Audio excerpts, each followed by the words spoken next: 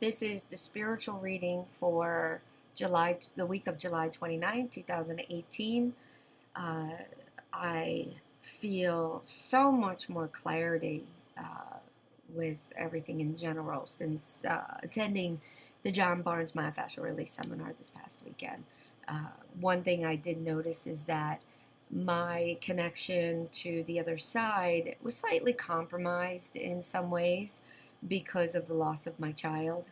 Um, and ever since the course, it feels a separation again, and that I feel no longer bogged down trying to connect, because even though I was connected all the time, um, there was some level of emotional disconnect because of my son being there. So lots of things came up, and so I think it's only going to enhance these readings even more. So, overall message though, I'm being told to re-put back out there is regarding our own guilt. That did surface for me this weekend, and John Barnes had discussed it as well because someone else had brought that up as within the session, and that we are too hard on ourselves. You know, we feel everything has to be perfect or just right based upon society's views, but society's views stems upon unachievable aspects. So why are we putting all this guilt upon ourselves because we're not pretty enough or thin enough or special, or couldn't protect our children, couldn't save our husband or our wife or our animals or the neighbor across the way or our home or our job or any of these things? Yes, these are all emotional hits, but we don't have to dwell upon them and continue down this path of guilt that serves no purpose whatsoever other than making us feel sick, tired, exhausted, run down, which is kind of the same thing.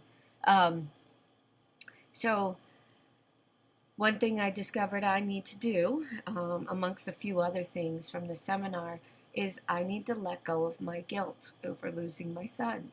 So, as I've told many of my clients that have been stuck as well, I need to do a fire ceremony. So, and a fire ceremony is just what it is. You don't have to light a fire pit outside. You don't have to light your fireplace inside. All you really need is a candle, and voice out everything you need to voice out about the issue that you're having. And there's freedom when you do that. You release what's trapped within you because you have spoken it to the universe. And if you're not able to do that, write it down and be completely honest, because no one's going to see it. And then once you have it written down, you're going to burn it. You have to burn it. It is about destruction and rebirth, just as a phoenix rises.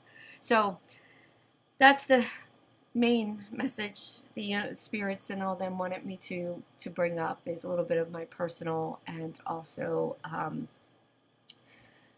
little bit of my personal, but then also, an important lesson from the seminar as well. So let's get into the reading because there's quite a bit, and I'm not sure how much I will be able to get through. Okay, so Tim A., you have to take a stance at some point and fix what's wrong in your life. You are letting other people dictate your choices and your decisions, and that needs to stop because it's not benefiting you. You're miserable, you're having health problems, things are falling apart around you, and some of the more strongest people in your life are at their wits' end, and all they need is one more string to break, and then they're going to even walk away from you as well. So get your shit together. Use the fire ceremony if you have to, but get your shit together.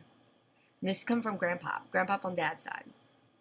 Okay, Dave M., okay, so you have to get your abilities in check. You have quite a bit of sensitivity and experiences with the other side.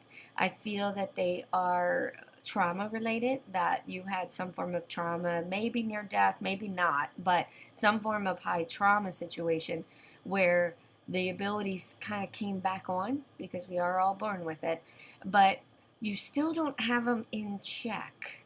And there's ways to control it, and those controls need to start to happen.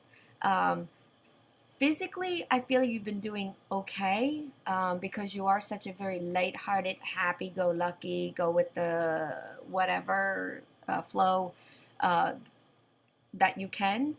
However, that only goes so far for so long. And so when you get into your mood swings of truly snapping at people, that's when you've been affected far too much, because that's not normally you. So when those things happen, like, it can be kind of scary. So you got to still have it under control. Learn to white light. There's instruction out there on my site on how to white light. And you have to learn to white light. You have to take control. All right. This is also Grandpapa on Dad's side as well. All right. And I feel like you may not have known him, but that doesn't matter on the other side. Spirits, they've been watching us our entire lives, especially ones that we haven't met in their family. Okay. All right, so who are we going with? There's a few names popping in here. I don't know who to go with first. I don't know. Okay. So Rosie, Rosie, A. Your grandmom on mom's side wants you to cry a little bit more. You are on a very holistic path. You're trying to do everything you want to do, but in the end, you just need to cry. You need to let it out. You need to accept the things that you feel guilty for, process them, and let them go. You're holding on to guilt. You're holding on to trying to fix people who you cannot fix, and it's very overwhelming. So let it out. You gotta let that out. Like I said, you could do it by yourself. Do the fire ceremony. All right, Norma, you just keep putting yourself into situations, with a certain person, and it's very frustrating, and you always trust him, and then next thing you know, there's a problem. So, you know, this is from your dad. He wishes he was here because this wouldn't happen. He would make sure it wouldn't happen. But in the end, it's up to you to change. And this is for a Norma C, a Norma D, and a Norma M. All three of you have an issue, and all three dads are coming through. Take back your power. And as much as it'll feel painful to walk away, just walk away. It'll be better for you in the end. All right. Jennifer B and Jennifer P. This is mom. Both moms are coming forward. You have a couple decisions coming up in the next 2 to 3 weeks, maybe even 4. So I'd say 2 to 4 weeks, because I'm not sure which one it's going to pertain to, since both moms are speaking. But between the next 2 or 4 weeks, there is 2 major decisions that are going to happen, and it's going to stem from 2 aspects of your life: family and finances, which they go hand in hand in a lot of ways. Well, for Jennifer B, I'm being told yours are going to seem much more difficult and much more hard to decide on choices to make. However, just get out of your way. You'll make the right choices. Follow your gut. And even if it feels like it will be the wrong choice, if your gut and your pull is saying to go down that, when you instantly think about it, that's what you need to do. Jennifer P, yours seem to come much more easier for you, because you make the logical decision, not necessarily the proper one. So for you, they're saying, your mom's saying, pause, stop thinking about it, feel. So you need to act like the other Jen to make your right decision. And I can't tell you what those decisions would be at this point because it's all perspective of order at time of thought when they come in, what is far more important versus the other. However, don't be afraid of the decisions. Even if you make the wrong one, you have the opportunity to change it shortly thereafter making them. So don't put too much stress on yourselves when you do it because you tend to stress out about making the wrong choices. Okay. So Kathy B, Kathy M, Kathy S, and Kathy, another Kathy S, two Kathy S. So relationships for all of you tend to be challenging. And who's speaking to me is we have a couple grandmoms, we have a mom, and we have a grandfather. Not sure which because they're all speaking in unison, but the message is the same for all of you. You all have issues with relationships. You tend to find a really good relationship and either get bored with it or be frustrated by it because the idealisms that you had about the person or relationship doesn't seem to want to stay the way that you expect them to. This is normal. We're all people and we all go through things and we all have things affect us and we have just a multitude of reasons why a relationship potentially does not work. With that said, it's always your choice to stay. However, when you feel the time is right to make a change, make the change. No matter how difficult it feels, no matter how heartbroken you are, why waste any more time if you know it's never going to be better unless the other person makes some changes in their life? Now, they could make those changes and you're not with them and they're with somebody else. Okay. Don't think about it as, well, if I would have stayed with them, they eventually would have changed. No, because a lot of times people don't change unless they're forced into changing.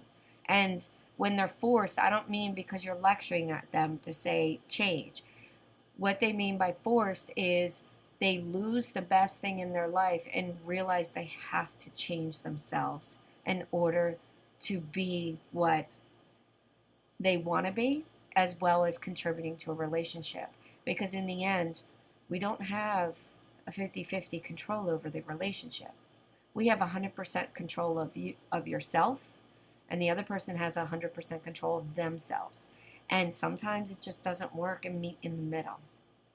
So find your strength when you need to. Try not to feel guilty about it, but if you do, process the guilt, get it out in a fire ceremony, accept you're feeling these things. And then see, because who knows?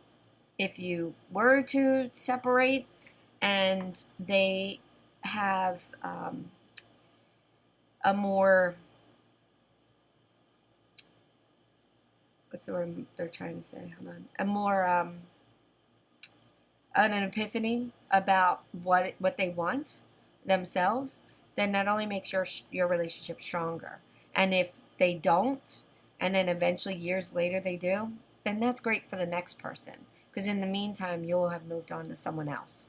So a little bit of tough lessons today, but, it's what they want to tell me. So enjoy until next week.